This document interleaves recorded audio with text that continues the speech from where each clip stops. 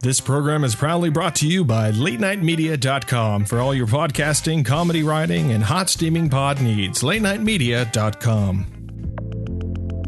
Conscious wisdom, challenging our skeptical, critical thinking, digging deep into the dark and the light, and exploring the depths of our mind, body, and spirit. The podcast sprinkled with science, creativity, ageless wisdom, philosophy, and conspiracy. So be part of the discussion and get involved. Be part of the action of thinking and being the revolution. Be conscious with wisdom. Conscious wisdom, challenging our skeptical, critical thinking. If I ask you a question? Yeah, for sure. Yeah. There was some research done in the back in the 60s by a very famous American. And they looked at what the processes that the brain went through when people take LSD versus deep meditation. Yeah, yeah. And what they found was that it was identical. I'm not surprised, actually. The processes were absolutely identical. So, and this is the dilemma I have that says, okay, is this we could talk about our soul or our subconscious. Is this actually just our subconscious coming up and telling us something that we didn't know before because we weren't aware of it, being in our subconscious, and bringing it out and causing the same sort of reaction in us, a chemical reaction, the same as you would have with LSD? Or is it a genuine, soul spirit there? They're the questions I have. I tend to lean to the soul spirit side myself, a little bit easier, but I still ask the questions. So when you felt all that, it felt real, just like somebody under LSD, but could it have been simply that sort of process? Well, that's a good question. But then when I was in that experience, mine happened for days and days. And the point came to it where say it's when I was in a bit of my Buddhist state, going a bit Buddha, as why not? I could bring myself down, and then I could pass the energy up through my back. You could feel it travel up. As soon as your head goes out your crown, your brain starts humming. And I could stop this and control it. So in a sense, when I looked at it as something that was of an LSD nature, it's different. Like it's not like you're experiencing like all that magic. Like everything's brighter, but nothing was like surreal in a lot of senses, unless I wanted it to be. But I could control it. So it was a bit of a weird conundrum when you look into, say, drug experiences, as in taking LSD or anything like that, because it was very different.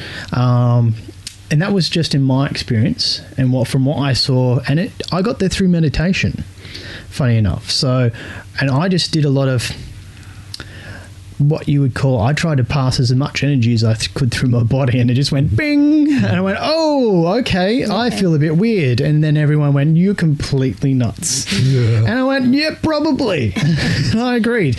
But it wasn't something that I've experienced through my university years. Obviously, I've had my experiences, as I think, a lot of people probably have through those years.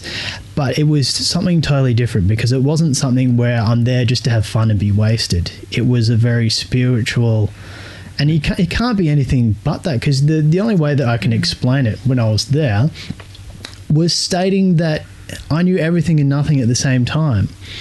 And you can't explain this to people, or even unless you've been there. I think if you've been there and to these sort of points, it has some sort of relevance, because at a high vibration, you can't explain it in a lower vibration.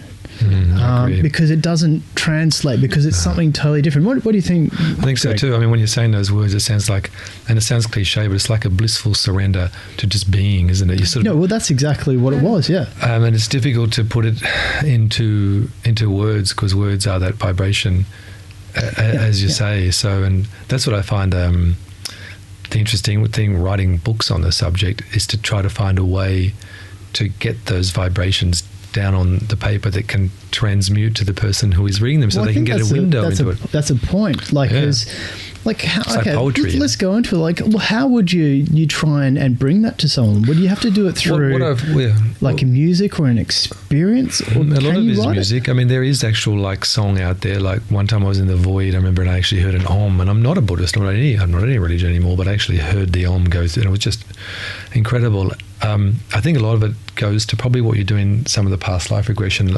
really relaxing the body, the mind.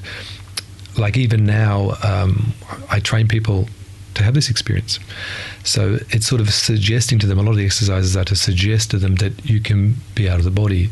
Because what I found is when I've gone out of the body in this 3D dimension, if you like, because you can go into different dimensions. Most people, when they're sleeping, they're just out of the body anyway. They're about 2 feet out of the body. Their astral body, you can actually see it. The physical body and the astral body is just out of the body. So what's different between, say, like sleeping and actually getting out of your body? Is astral travel is really being conscious in that astral body or energy body.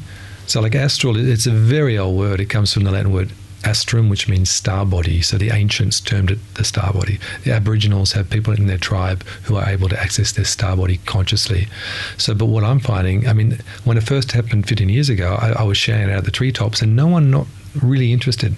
Now there's much more interest in this because I thought, what if people can learn how to do this? And I found that people who've never done it before, through certain exercises, can start to get consciousness in that energy body, just get a glimpse of higher realities, and then download it, if you like, into our mind. It's like a downloading going on, and then little bit by little bit, when you're out of mortal consciousness, you're out of the fear, and you can see the differences because it's a very benign energy. It's incredibly beautiful. It's just this expansive, non kind of identifiable kind of state.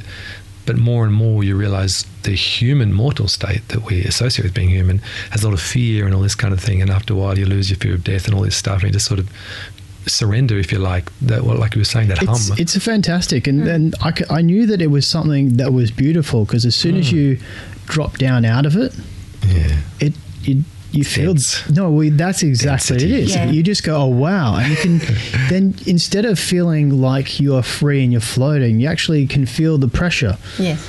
That's on you, and you don't like it. I didn't like it, to tell the truth, and I wanted to go back there.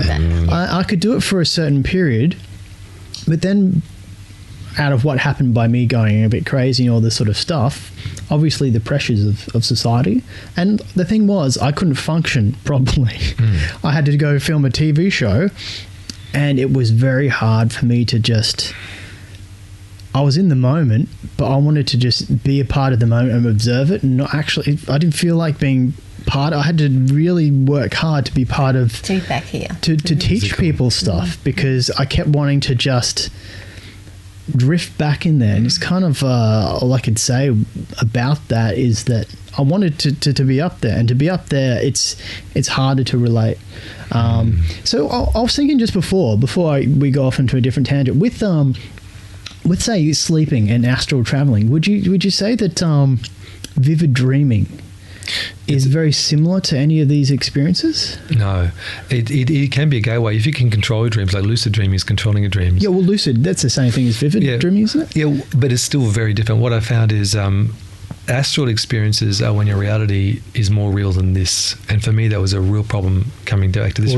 Well, I've heard a lot of people talk about like stuff. Colours, telepathy, the beings you meet, it's just more real. Your state of consciousness is freer. So lucid dreaming is when you can control your dreams. And what I found is in lucid dreams, things are kind of dreamscapes moving around, but there's often objects that are there, what I call, they're like transporter objects or messenger objects. They can be people, they can be animals, they can be things. And if you focus on them and really focus your consciousness on them, you can get pulled into them into an astral state. You'll go through them. It's amazing. So you use it like a doorway. You can use it as a doorway. Lucid dreams, you absolutely use as a doorway. It's fascinating. Wow, okay. Fascinating. Vicki, have you experienced? I have. Obviously, you've done this a lot. So, like, how do you get yourself to these sort of moments? I practice a lot of meditation. I used to run classes probably about 15 years ago now, and through that I used to get deeper and deeper as Greg was talking. I've had many experiences where I've contacted other beings and had them contact me and just blend with me as well. It's a beautiful Blend experience. with you? Yeah, it's like that. Let's talk about that. Yeah. How do they blend? Is it? I've heard of some people who take a very scientific approach to this as well. They're people like Simon Parkes or Alex Collier, I think, and they have these experiences, but they say it's in a very alien scientific sort of world that they do their seminars on. But he says that Simon Parkes, he says he's part mantis and he's part reptilian.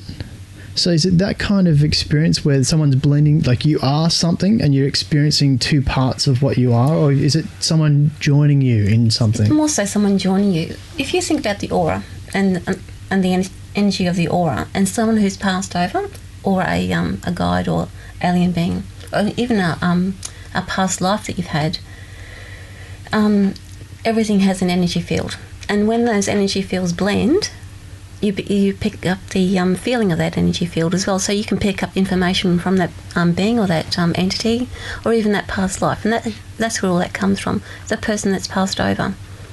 So you're always picking up their energy field. And that's blending. Are you experiencing their memories? Yes. Okay. Yeah. When somebody's passed over, or any other entity or being, all their memories are wrapped up in that aura, if you like. And so when they blend with you, they share that with you, and they share that as a feeling, primarily as a feeling. They'll sometimes give you pictures or words and sounds, and sometimes they'll show themselves as they'll come up as ectoplasm, if you like. Ectoplasm. So we're going into Ghostbusters territory. Have you ever been visited by a Slimer?